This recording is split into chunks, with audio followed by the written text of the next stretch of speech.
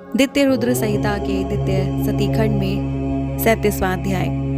गणों सहित वीरभद्र द्वारा दक्ष यज्ञ का विध्वंस। दक्षवध वीरभद्र का वापस कैलाश पर्वत पर जाना, प्रसन्न भगवान शिव द्वारा उसे गणाध्यक्ष पद पर प्रदान करना। ब्रह्मा जी बोले, सभी शत्रुओं के विनाशक महाबलवान वीरभद्र भगवान विष्णु के साथ युद्ध में सभी प्रकार के दुखों को दूर करने वाले भगवान शंकर का अपने हृदय में ध्यान करके दिव्य रथ पर आरूढ़ होकर बड़े महान अस्त्रों को लेकर सिंह के समान गर्जन करने लगे। बलशाली विष्णु भी अपने योद्धाओं को उत्साहित करते हुए महान शब्द करने वाले अपने पांचजन्य नामक शंख को बजाने लगे। उस शंख की ध्वनि को सुनकर जो देवता पहले युद्ध भूमि छोड़कर भाग खड़े हुए थे वो तत्क्षण लौट आए। तब सेना सहित समस्त इंद्र आदि लोकपाल सिंह गर्जना करके वीरभद्र के गणों के साथ युद्ध करने लगे। उस समय सिंहनाद करते हुए गणों एवं लोकपालों के बीच भयंकर घनघोर द्वंद्व युद्ध छिड़ गया।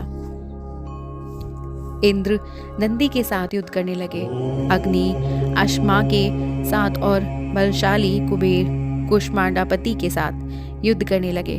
तब इंद्र के 100 पर वाले वज्र से नंदी पर प्रहार किया। नंदी ने त्रिशूल से इंद्र की छाती में प्रहार किया। बलवान इंद्र और नंदी दोनों एक दूसरे को जीतने की इच्छा से अनेक प्रकार के प्रहार करते हुए परस्पर प्रीतिपूर्वक लड़ने लगे। अत्यंत क्रोधयुक्त अग्नि से अपनी शक्ति से अश्मा पर प्रहार करने पर तथा उनसे भी अग्नि पर बड़े वेग से तीक्ष्ण धार वाले त्रिशूल से प्रहार किया। गणों में श्रेष्ठ यूथपति महालोक प्रीतिपूर्वक शिव जी का ध्यान करते हुए यमराज के साथ घनघोर युद्ध करने लगे। महान बलशाली चंड आकर के निश्रुति को तिरस्कृत करते हुए बड़े बड़े अस्त्रों से उनके युद्ध करने लगे। महाबलवान मुंड भी त्रिलोकी को विस्मित करते हुए अपनी उत्तम शक्ति से वरुण के साथ युद्ध करने लगे। वायु ने अपने परम तेजस्वी अस्त्र से भृंगी को आहत कर दिया और प्रतापी भृंगी ने भी त्रिशूल से वायु पर प्रहार किया। वीर कुष्मांडापति ने पहुंचकर हृदय से आदरपूर्वक शिव जी का ध्यान करके कुबेर के साथ युद्ध करना प्रारंभ किया। महान भैरवीपति योगिनियों के समूह को साथ लेकर समस्त देवताओं को विदीर्ण करके विचित्र रूप से उनका रक्त पीने लगे। क्षेत्रपाल श्रेष्ठ देवताओं का भक्षण करने लगे और काली भी उन देवताओं को विदीर्ण कर रक्त पीने लगी। तब शत्रुओं का संहार करने वाली भगवान विष्णु उनके साथ युद्ध करने लगे और उन्होंने 10 दिशाओं को दग्ध करते हुए वेद पूर्वक अपना चक्र फेंका। चक्र को वेग पूर्वक आते हुए देखकर भगवान क्षेत्रपाल ने सहसा वहां पहुंचकर उस चक्र को ग्रसित कर लिया। शत्रुओं के नगर को जीतने वाले भगवान विष्णु ने अपने चक्र को ग्रसित हुआ देखकर उसके मुख को मसलकर उस शत्रु के मुख से चक्र को गलवा लिया। तब संसार के एकमात्र स्वामी महानुभाव तथा महाबलवान भगवान विष्णु अत्यंत कुपित हो उठे। वे क्रोधित होकर अपने चक्र तथा अनेक प्रकार के अस्त्रों को लेकर उन अस्त्रों से उन महावीर गणों के साथ युद्ध करने लगे। विष्णु ने प्रचंड पराक्रम के साथ भयंकर महायुद्ध किया। वे अनेक प्रकार के अस्त्र चलाकर प्रसन्नता पूर्वक उनके साथ युद्ध कर रहे थे। वे भैरव आदि गण भी अत्यधिक क्रोध में भरकर महान ओज से अनेक प्रकार के अस्त्रों को छोड़ते हुए उनके साथ युद्ध कर रहे थे। इस प्रकार अतुलनीय तेज वाले विष्णु के साथ होते हुए उनके युद्ध को देखकर बलवान वीरभद्र लौटकर उनके पास पहुंचकर विष्णु के साथ स्वयं युद्ध करने लगे। उसके बाद महातेजस्वी माधव भगवान विष्णु अपने चक्र को लेकर कुपित हो उन वीरभद्र के साथ युद्ध करने लगे। हे मुने, उस समय अनेक प्रकार के अस्त्र धारण करने वाले महावीर वीरभद्र तथा सागरपति विष्णु उन दोनों का रोमांचकारी घनघोर युद्ध होने लगा। विष्णु के योग बल से उनके शरीर से शंख, चक्र और गदा हाथों में धारण किए हुए असंख्य वीरगण प्रकट हो गए। विष्णु के समान ही बलशाली तथा नाना प्रकार के अस्त्रों को धारण किए हुए वे वीरगण वार्तालाप करते हुए वीरभद्र के साथ युद्ध करने लगे। वीरभद्र ने भगवान शंकर का स्मरण करके विष्णु के समान तेजस्वी उन सभी को अपने त्रिशूल से मारकर भस्म कर दिया। तत्पश्चात उन महाबली वीरभद्र ने युद्धभूमि में लीलापूर्वक विष्णु की छाती पर त्रिशूल से प्रहार किया। हे मुने, पुरुषोत्तम श्री हरि त्रिशूल के प्रहार से घायल होकर सहसा भूमि पर गिर पड़े और अचेत हो गए। तब प्रलयाग्नि के समान तीनों लोगों को जला देने वाला और वीरों की भयभीत करने वाला अद्भुत तेज उत्पन्न हुआ। पुरुष श्रेष्ठ श्रीमान भगवान विष्णु पुनः उठकर क्रोध से नेत्रों को लाल किए हुए अपने चक्र को उठाकर वीरभद्र को मारने के लिए खड़े हो गए। तब दीनता रहित चित्त वाले शिव स्वरूप वीरभद्र ने प्रलयकालीन आदित्य के समान महातेजस्वी उस चक्र को स्तंभित कर लिया। हे मुने, मायापति महाप्रभु शंकर के प्रभाव से विष्णु के हाथों में स्थित चक्र चल नहीं पाया, वो निश्चित रूप से स्तंभित हो गया था। तब भाषण करते हुए उन गणेश्वर वीरभद्र ने विष्णु को भी स्तंभित कर दिया और वे शिखर युक्त पर्वत के समान खड़े रह गए। हे नारद, वीरभद्र ने जब महान विष्णु को स्तंभित कर दिया तब ये देखकर यज्ञाकों को स्तंभन से मुक्त कराने वाले मंत्र का जप करके उन्हें स्तंभन से मुक्त कर दिया। हे मुने, तदंतर स्तंभन से मुक्त होने पर शांग नामक धनुष धारण करने वाले रमापति ने कुपित होकर बाण सहित अपने धनुष को उठा लिया। हे तात, हे मुने, उन वीरभद्र ने तीनों बाणों से विष्णु के शांग धनुष पर प्रहार किया और वे उसी क्षण तीनों टुकड़ों में विभक्त हो गया। तब महावाणी द्वारा बोधित हुए विष्णु ने उन महागढ़ वीरभद्र को असहाय तेज से संपन्न जानकर अंतर्धान होने में का मन में विचार किया। सती के द्वारा किए गए आत्मदाह के समस्त परिणाम को, जो शत्रुओं के लिए असहाय था, जानकर सभी लोग सबके स्वामी स्वतंत्र शिवजी का स्मरण करके अपनों गढ़ों के साथ अपने अपने लोकों को चले गए। मैं भी पुत्र के शोक से पीड़ित हो सत्यलोक चला आया और अत्यंत दुख से व्याकुल होकर विचार करने लगा कि मुझे अब क्या करना चाहिए।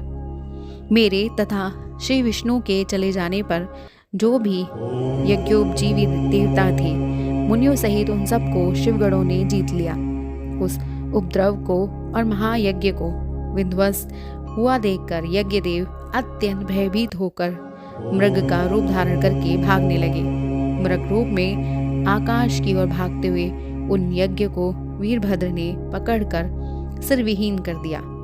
उसके बाद महागढ़ वीरभद्र ने प्रजापति, धर्म, कश्यप, अनेक पुत्रों वाले मुनीश्वर, अरिष्टनेमी मुनि अंगिरा, कृष्णाश्व तथा महामुनि दत्त के सर पर पैर से प्रहार किया। प्रतापी वीरभद्र ने सरस्वती तथा देव माता अदिति की नासिका के अग्रभाग को अपने नखाग्र से विदीर्ण कर दिया। तत्पश्चात क्रोध के कारण चढ़ी हुई आंखों वाले उन वीरभद्र ने अन्यान्य देवताओं को विदीर्ण कर उन्हें पृथ्वी पर गिरा दिया। मुख्य देवताओं और मुनियों को विदीर्ण कर देने पर वो शांत नहीं हुए। महान क्रोध से भरे हुए वे नागराज की भांति सुशोभित हो रहे थे। जैसे सिंह वन के हाथियों की ओर देखता है, उसी प्रकार शत्रुओं को मारकर भी वे वीरभद्र सभी दिशाओं में देखने लगे, कौन शत्रु कहाँ है। उसी समय प्रतापी मणिभद्र ने भृंगु को पटक दिया और उनकी छाती पर पैर से प्रहार करके उनकी दाढ़ी नोच ली। चंड ने बड़े वेग से पूषा के दांत उखाड़ लिए, जो पूर्व काल में महादेव जी को दक्ष द्वारा शाप दिए जाने पर दांत दिखाकर हंस रहे थे। नंदी ने भाग को रोषपूर्वक पृथ्वी पर गिरा दिया और उनकी दोनों आंखें निकाल ली, जिन्होंने शिव को शाप देते हुए दक्ष की ओर नेत्र से संकेत किया था। गणेश्वरों ने स्वधा, स्वाहा, दक्षिणा, मंत्र, तंत्र तथा अन्य जो भी वहां उपस्थित थे सबको तहस नहस कर दिया। उन गणों ने क्रोधित होकर वितानाग्नि में विष्ठा की वर्षा कर दी। इस प्रकार वीर गणों ने यज्ञ की ऐसी दुर्गति कर दी जिसका वर्णन नहीं किया जा सकता। ब्रह्मापुत्र दक्ष उनके भय के मारे अंतर्वेदी के भीतर छिप गए थे। वीरभद्र पता लगाकर बलपूर्वक उन्हें खींच लाए। उनका गाल पकड़कर उनको मस्तक पर तलवार से आघात किया। परंतु योग के प्रभाव से उनका सिर फटा नहीं, अभेद ही रह गया। तब उनके सिर को अस्त्र शस्त्रों से अभेद समझकर उन्होंने पैरों से दक्ष की छाती को दबाकर हाथ से सिर को तोड़ दिया। तदंतर गणों में श्रेष्ठ वीरभद्र ने उन शिवद्रोही दुष्ट दक्ष के उस सिर को अग्निकुंड में डाल दिया। उस समय वीरभद्र अपने हाथ में त्रिशूल घुमाते हुए इस प्रकार शोभित हो रहे थे मानो युद्ध भूमि में समताग्नि सबको जलाकर क्रोध से भरी हुई पर्वत के समान स्थित हो। जिस प्रकार प्रज्वलित अग्नि पतंगों को जला डालती है, उसी प्रकार वीरभद्र ने क्रोधित होकर बिना परिश्रम किए ही इन सबको मारकर अग्नि में जला डाला। तत्पश्चात दक्ष आदि को जलाकर वीरों की शोभा से युक्त त्रिलोकी को गुंजित करते हुए वीरभद्र ने भयानक अट्टहास किया। तदंतर वहां गणों सहित वीरभद्र के ऊपर नंदनवन की दिव्य पुष्प वृष्टि होने लगी। शीतल, सुगंधित तथा सुखदायक हवाएं धीरे धीरे बहने लगी और उसी के साथ देवताओं की दुंदुभियां बजने लगी। तदंतर घोर अंधकार का नाश करने वाले सूर्य की भांति के वीरभद्र दक्ष और उनके यज्ञ का विनाश करके कृतकार्य को तुरंत कैलाश पर्वत पर चले गए। कार्य को पूर्ण किए हुए ही वीरभद्र को देखकर परमेश्वर शिव जी मन ही मन प्रसन्न हुए और उन्होंने वीरभद्र को गणों का अध्यक्ष बना दिया। इस प्रकार श्री शिव महापुराण के अंतर्गत द्वितीय रुद्र संहिता के द्वितीय सती खंड में यज्ञ विध्वंस वर्णन नामक 37वां अध्याय पूर्ण हुआ। और हमारा अगला अध्याय है दधीची मुनि और राजा शुक के विवाद का इतिहास। शुक्राचार्य द्वारा दधीची को महामृत्युंजय मंत्र का उपदेश। महामृत्युंजय मंत्र के अनुष्ठान से दधीची को अवधेयता की प्राप्ति नामक 38वां अध्याय। इसे जानने के लिए सब्सक्राइब कीजिएगा हमारे YouTube channel voice of tales को और हमारी वीडियो को लाइक, शेयर, सब्सक्राइब करना मत भूलिएगा। हर हर महादेव।